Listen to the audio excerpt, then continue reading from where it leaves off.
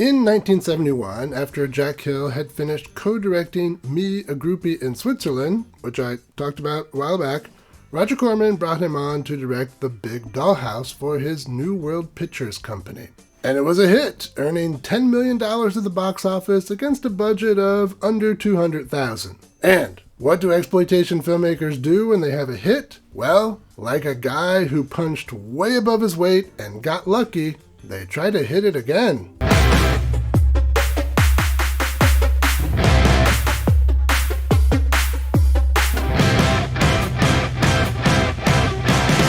Welcome to Exploitation Reviews, and me, Rob, and today I'm taking a look at The Big Birdcage from 1972. This film can be seen as a kind of parody of women in prison films. At no point does this thing take itself seriously, and you can tell that the actors were having a good time. But this is 1972, remember? The humor here is dated, maybe even at times offensive. So, if you're the type that wants your movies about scantily clad women being abused in prisons to be not offensive, this might not be the movie for you. For the rest of you, let's check it out. We open on New World Pictures. That's Roger Corman's company. Ooh, Pam Grier and Anitra Ford. Pam, you know, of course. Anitra, you might know as one of the models from The Price is Right. Or, if you're me, you know her from Invasion of the Bee Girls with William Big Bill Smith. That movie is awesome. Anyway, credits over. There's the lovely Anitra Ford. And inside this club is Sid Haig and Pam Grier. This cast is stacked. Pam and Sid stick up the place and run off with Anitra. The plan is to ransom her off, but Sid realizes that she isn't too popular with the government and is therefore worthless. So he bails, and she is arrested. With that level of police competence, you can tell this movie was written by an American. I think he's got a point. So, Anitra is sent to prison. Quick question, have you subscribed to the channel? Well, have you?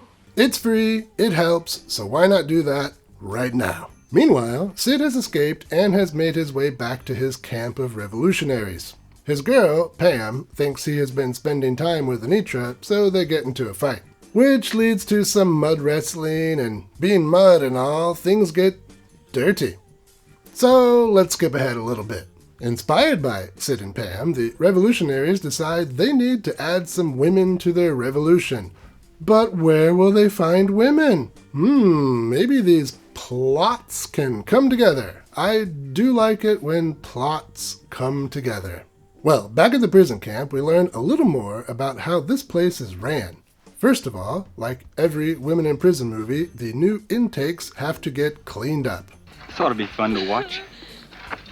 Oh, but you can't watch that here.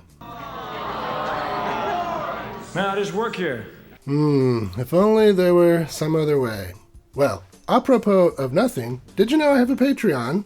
It's true, and the reviews over there are different in fun-to-watch ways. It's only $3 a month. The link is in the description. So, one fun change of pace with this movie is that the guards are gay. Ostensibly, this is to prevent the prisoners from trading for special treatment.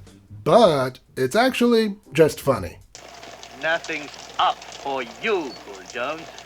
Solve your own problem. That was exploitation regular Vic Diaz. He was last on the channel in Black Mama, White Mama, another women in prison film.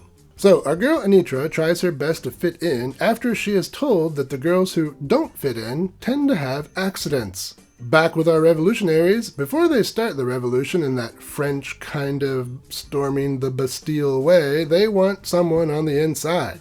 Pam it is.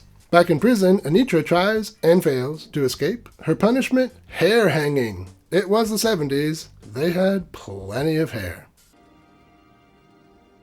But things might get better now because Pam is here, and so is Sid. He has infiltrated the gay guard by pretending to be gay. Again, this is all played for laughs, and if you can stop taking stuff seriously for like 5 minutes of your life, you might even giggle a few times.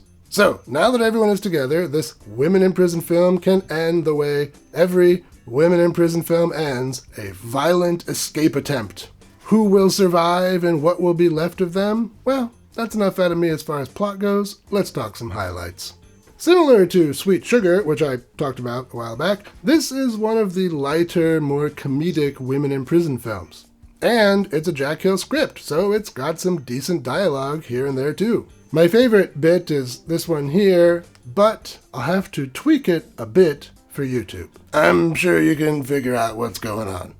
Yeah. Where do you want to be buried? Hagen?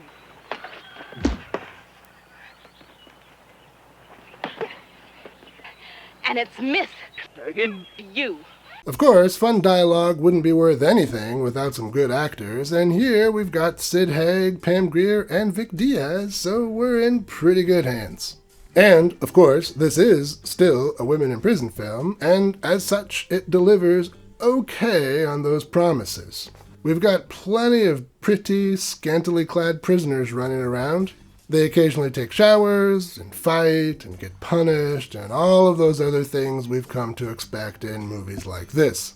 But on that point is where the film falters. Like a revolutionary shaking his shack, this film has some shortcomings. Now, I love Jack Hill, but he did have a tendency to, let's say, be sleaze resistant.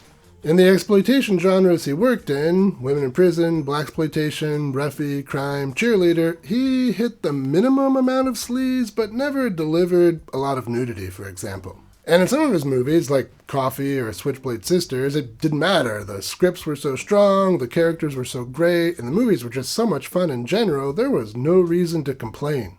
But women in prison films kinda need a bit more. There are expectations to be met that weren't entirely met here. This one also isn't as violent or as torturous as we might expect. In other films, the writing makes up for these things, but here, not so much.